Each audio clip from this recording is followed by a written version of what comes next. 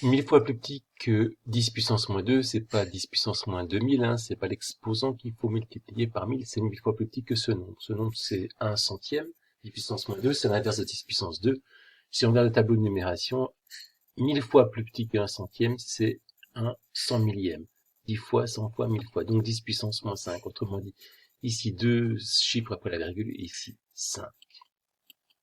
Alors, on a la fonction qui a x associé moins 3x plus 2, on a un point de coordonnées 0, 2, 1,4, et on se pose la question, est-ce qu'il est sur la droite représentant f?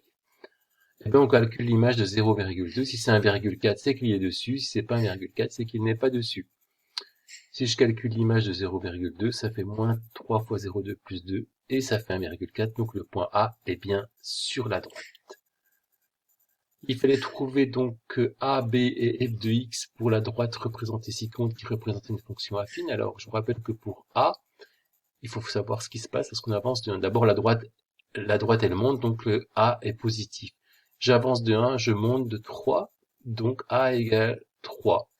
L'ordonnée d'origine, c'est l'ordonnée du point d'abscisse 0. L'ordonnée d'origine, c'est 1. A égale 3, B égale 1, donc f de x égale 3x plus 1. On peut vérifier l'image de 1, c'est 4, 3 fois 1, 3, plus 1, ça fait bien 4.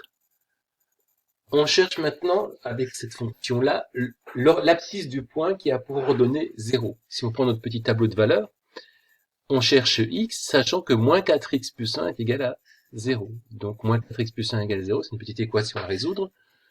On enlève 1 à chaque membre, ça nous donne moins 4x égale moins 1. On divise chaque membre par moins 4. Moins 1 divisé par moins 4, ça fait pareil que 1 divisé par 4, puisque le quotient de 2 négatif est positif. Donc l'abscisse de 1, c'est 1 quart. Voilà.